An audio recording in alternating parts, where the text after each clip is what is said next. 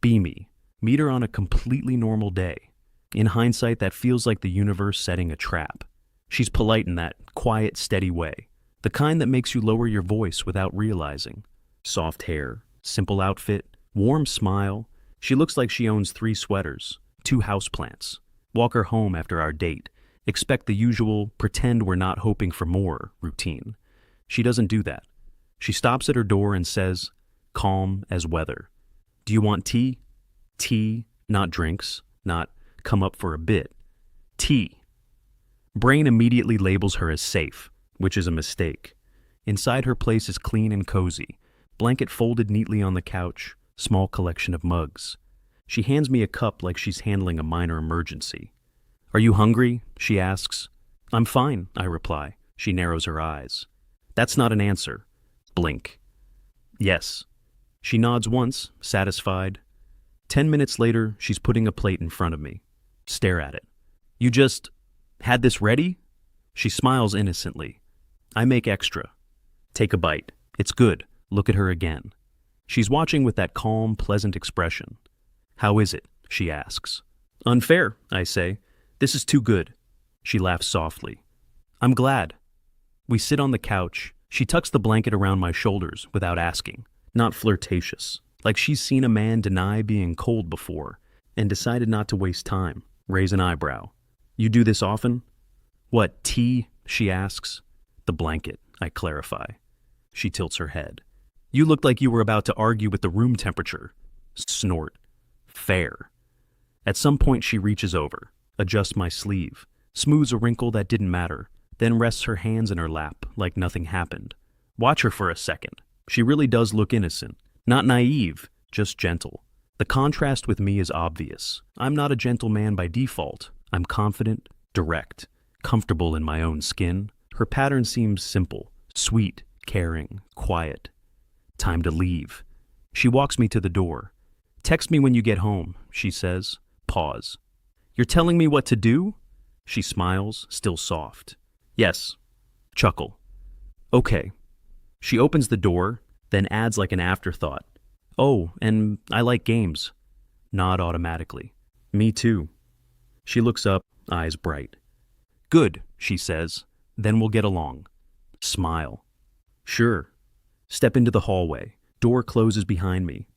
Brain catches up to one detail. She said it like it meant something very specific. And for the first time all night, feel a tiny, unfamiliar flicker of caution. Text her when I get home. Me, home. Her, good. Did you eat enough? Me, yes. Her, that sounded defensive. She's not wrong. Second date a few days later, at her place again. She opens the door in soft clothes again. Cozy, harmless, smiling. Come in, she says. I made soup. Soup. Starting to suspect witchcraft. We eat. We talk. Everything feels calm. Then she says it.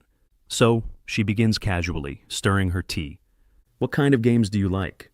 There it is. Video games, I reply easily. Some strategy stuff, occasionally something competitive. She nods slowly. Okay. I keep going, warming up. And board games. I'm good at anything that requires planning. She smiles. That tracks. Lean back, confident. What about you? She takes a sip of tea, sets the mug down, looks at me with the same soft expression as always. I like games where trust matters, she says, where one person lets go of control. Blink. Once. Twice. Like cooperative games, I offer. She tilts her head.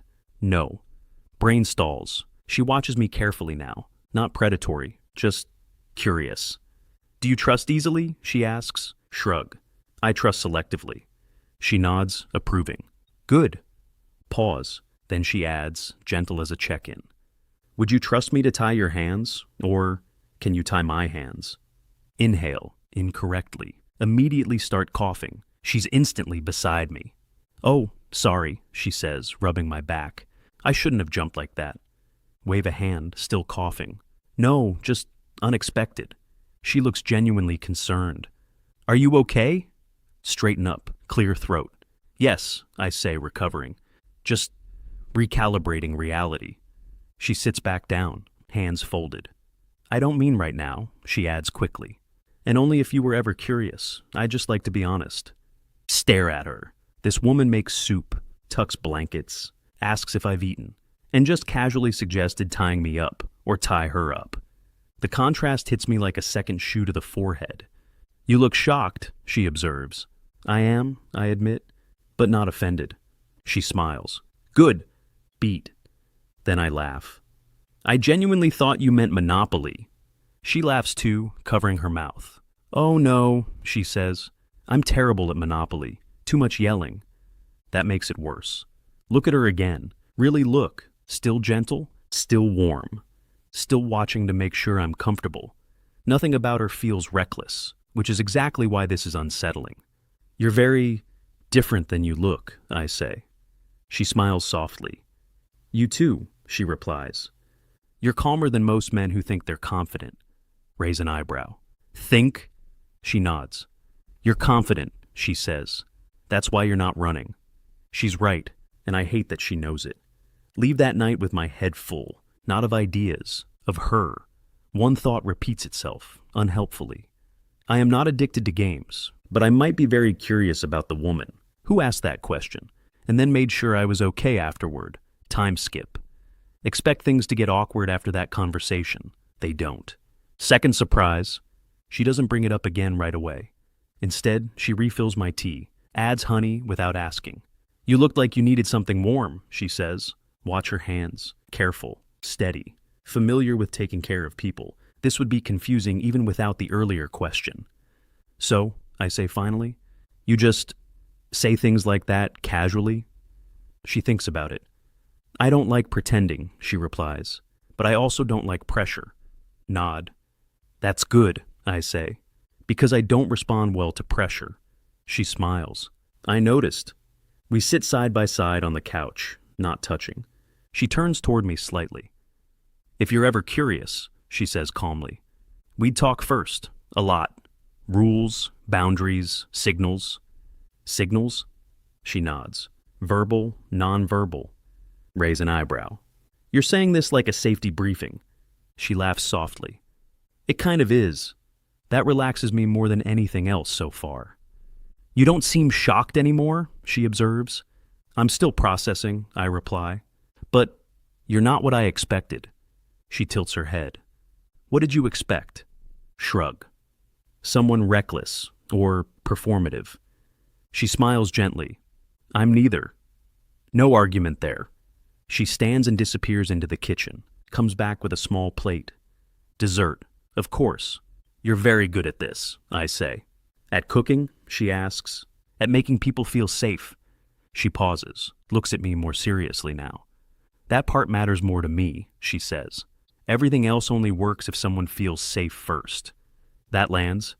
Lean back, cross my arms. Comfortable. Time to leave.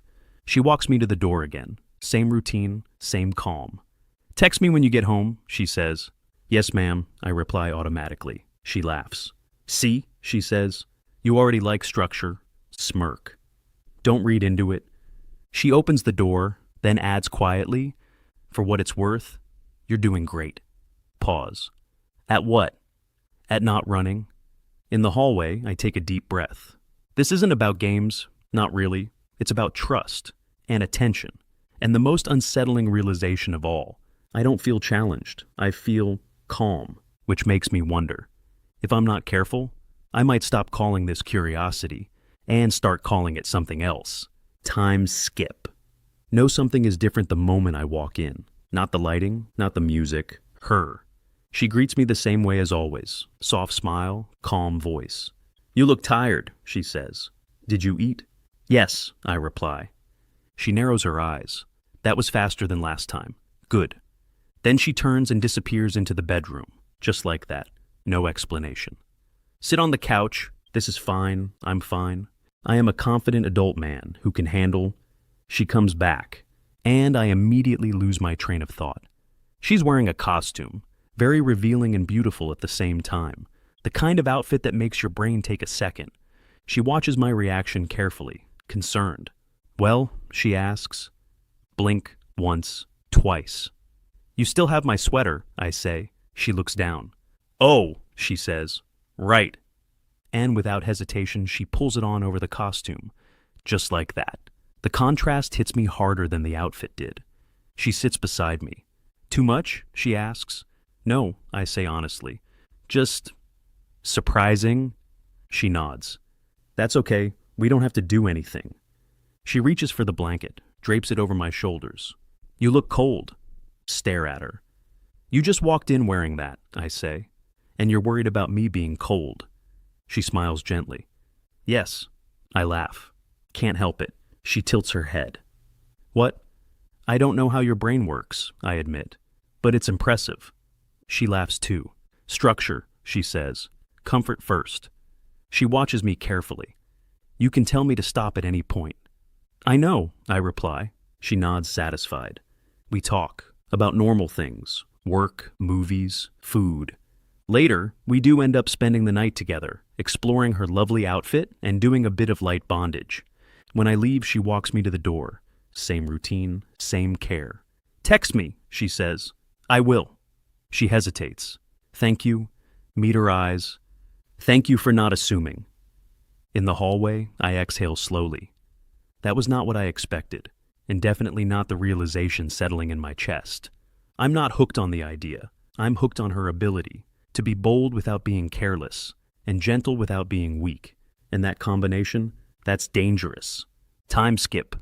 We spend many nights, sometimes playing different 18-plus games with her that sometimes shock me. At work, focused, doing my thing. And suddenly catch myself thinking, did she eat today? Later that evening. Show up at her place again. She opens the door, takes one look at me, frowns slightly. "You didn't sleep enough," she says. Blink. "Did I tell you that?" "No," she replies calmly. "You just look like you tried to be productive instead." Fair. She takes my jacket, hands me water, then pauses. "Sit," she adds gently. She brings me food. "You're feeding me like I'm a stray," I say. She smiles. "You keep coming back." I laugh. "That's not evidence." "It absolutely is," she replies. We sit together. No costumes tonight, no games, just her leaning against me. At some point she rests her head on my shoulder. "Are you okay?" she asks softly. "Yes," I reply. "And that's the problem." She looks up at me. "Problem?" "I'm too okay," I admit. She smiles like she's seen this exact line before. "Relax." I snort. "I might be." Study her face. "You know," I say slowly, "I think I'm not addicted to the games." She hums. "Oh?" "I think I'm addicted to the aftercare," I continue. She laughs softly. "That's the best part. You say that like it's obvious." "It is," she replies. "Anyone can play. Not everyone knows how to take care." Lean back, thinking. "You're dangerous," I say. She raises an eyebrow. "How so?" "You make confidence feel unnecessary," I reply. "Like I don't have to prove anything." She smiles warmly. That's the idea. Later, as I'm leaving, she adjusts my scarf. "Text me," she says. "Yes," I reply. She hesitates, then adds softly. "You're allowed to want this, you know." Pause. "Want what?" "Both parts," she says. "The calm and the curiosity." Come over that evening. She opens the door as usual. Soft clothes, warm smile. "You look thoughtful," she says. "I am," I reply. She steps aside to let me in. Take a breath. "Tonight," I say calmly, "I want to try new games." She pauses, just a second, then smiles. "Okay," she says easily, "but we still talk first." Of course we do. We sit at the table. She listens while I explain, slowly, clearly, what I'm curious about. She nods, asks questions, checks in. Not once does she look surprised or threatened. I stand. She stays seated. I hesitate. She notices immediately. "Breathe," she says softly. "You're doing fine." I laugh under my breath. "You're supposed to be nervous." She tilts her head. "Why?" "I don't know," I admit. She laughs. "Sorry," she says. "I trust you." Take a step closer. She looks up at me. "You okay?" I ask. "Yes," she replies. "And you?" Pause. "Yes." And I mean it. Later. Back on the couch. She drapes the blanket over both of us. "So," she asks lightly, Did you enjoy? I think about it. Yeah, I say. She rests her head on my shoulder again. Same as always, same care. We're on the couch again, same place, same blanket. She's leaning against me, scrolling on her phone, occasionally showing me something she finds funny. I'm not really paying attention to the screen. I'm paying attention to how comfortable this feels, which is new. You're very quiet, she says, glancing up. I'm thinking? She smiles faintly. About? I hesitate, then decide not to dodge it. About how this stopped feeling like an experiment, I say. She doesn't tense. I thought I was curious about the games, I continue. But that's not it. She puts her phone down, turns toward me fully. What is it then? She asks gently. You, I reply. How safe you make things feel, even the uncertain parts. She reaches for my hand. You know, she says quietly, I don't do this to escape. Look at her. I do it because I like trust, she continues, and closeness, and knowing someone is really here with me. I nod. That explains a lot. Pause. Comfortable. Then she adds, almost shy, I care about you. Squeeze her hand. I care about you too, I say, and not in a way that feels temporary. She exhales slowly. Good, she says. I was hoping you'd say that. She shifts closer, rests her head against my chest this time. I wrap an arm around her without thinking. No roles, no curiosity to manage, just warmth. You know, I murmur, I'm starting to think the games were just the introduction. She hums. Probably. To what? She tilts her head, smiling. To us. Stare at the ceiling for a moment, then laugh quietly. I walked into this thinking I was the confident one.